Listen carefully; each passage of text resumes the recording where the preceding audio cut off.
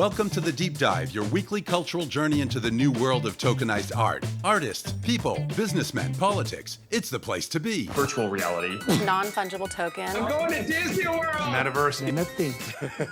Who, how, when, why. We'll tell you everything in The Deep Dive. And before we take a look at the most recent gossip about the crazy world of crypto art these last few days, here's a brief history of the studio that really launched the concept of digital property.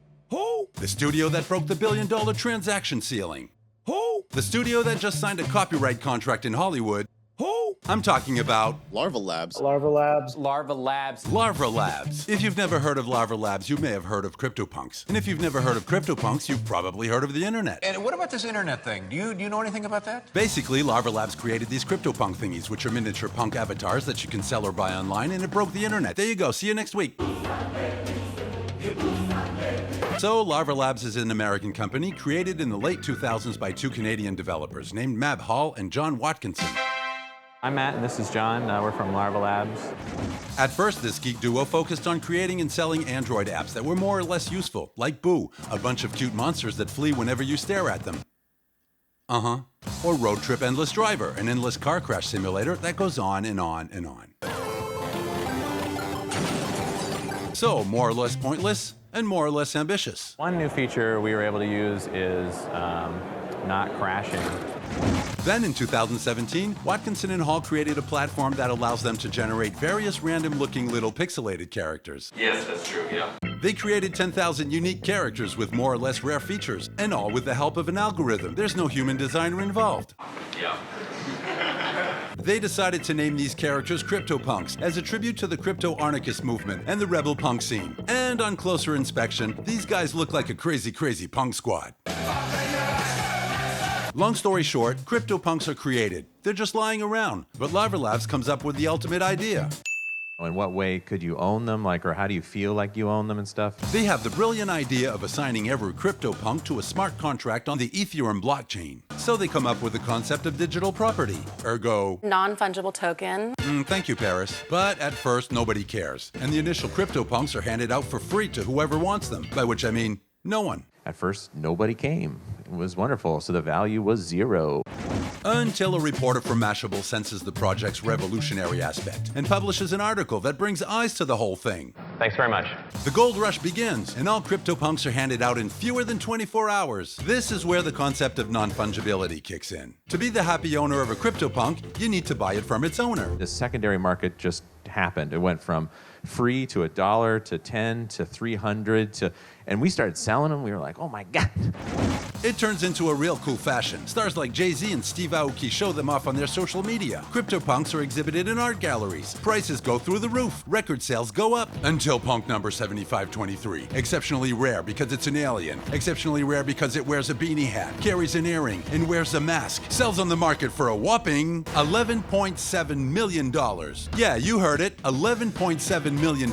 A dizzying amount equal to the stroke of genius of Watkinson and Hall, who provide a solution to the great question of digital property, because CryptoPunks fill the void of digital art authentication. You own something on the blockchain. You own a record that you own it. It's one of these things where no one can dispute that you own it.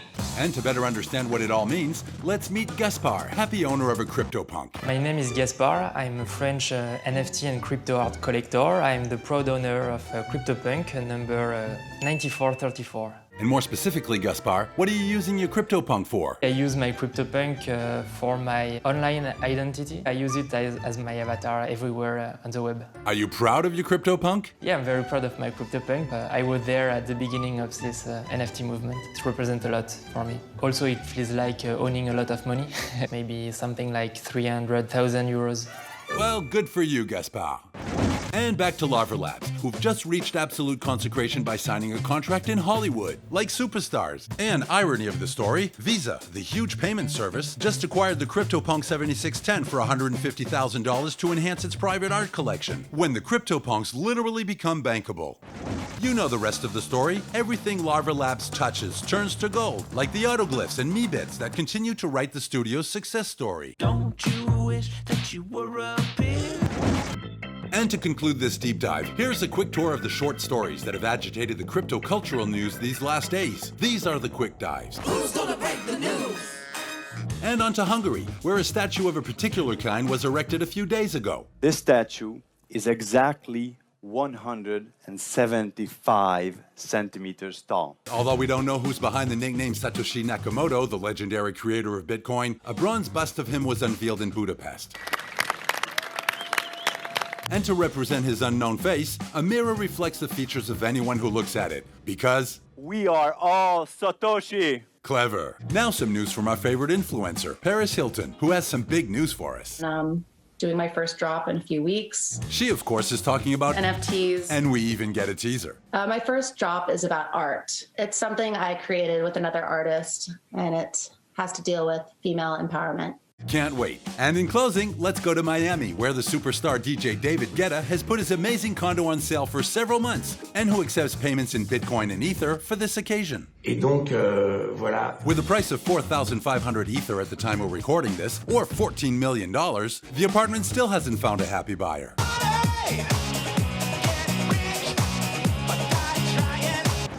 Well, the deep dive is over for today. See you next week for a new dive into the tokenized world.